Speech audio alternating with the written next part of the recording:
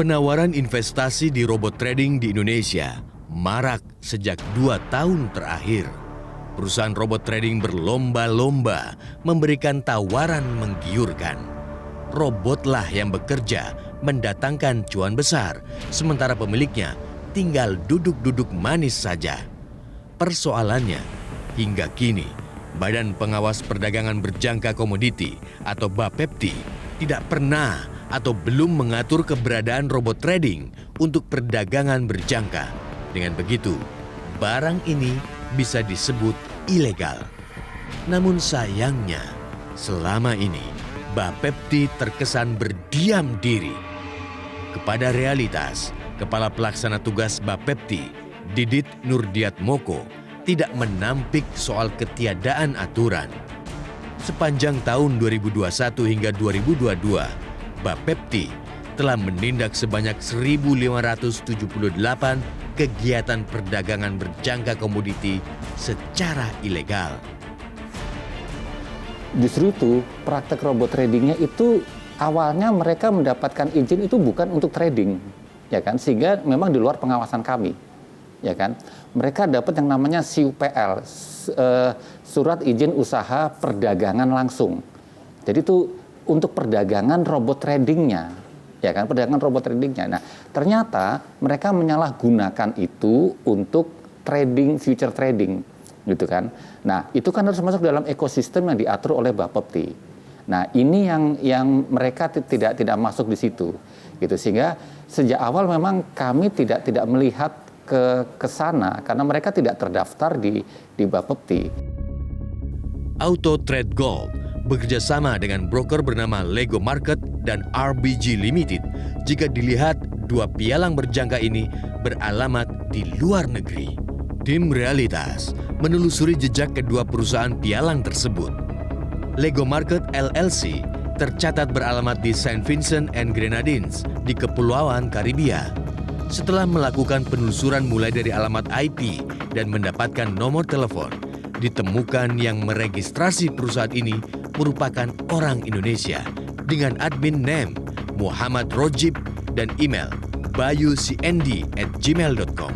Namun hasil dari penelusuran pemilik email tersebut ditemukan satu nama bernama Bayu Walker dengan beralamatkan di Surabaya. Ketika nomor telepon yang terdaftar dicek menggunakan aplikasi pengecekan nama, ditemukan satu nama dari pencarian tersebut, yaitu Chandra Bayu Mahardika.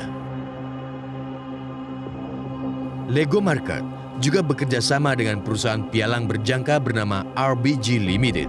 Perusahaan ini beralamatkan di London, Inggris. Hasil penelusuran tim Realitas, terdapat dua nama Mardika Chandra Bayu dan Sabtian Daifrik Dinar Wahyu.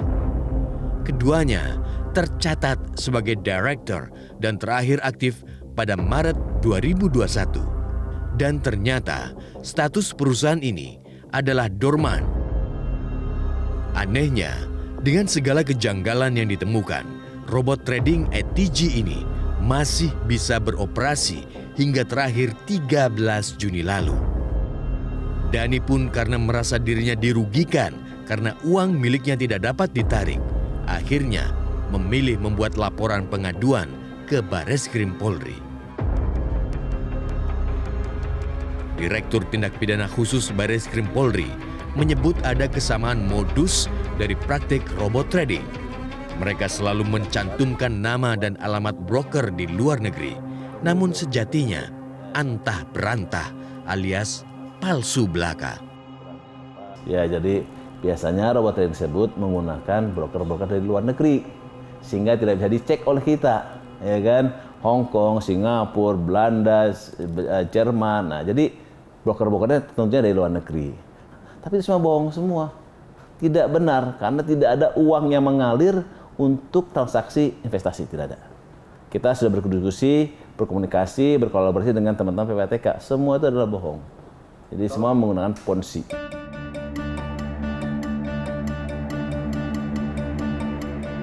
Hasil penelusuran tim Realitas mendapatkan dari informasi salah satu korban yang tidak bisa kami sebutkan sumbernya, dan hasil penelusuran tersebut terdapat sejumlah akun yang untuk dibayarkan ataupun mendepositokan para member ini menggunakan USDT Coin, dan hasil penelusuran kami melalui Tronscan ini terdapat sejumlah transaksi yang diduga akun-akun ini merupakan milik dari Pantera ataupun ETG.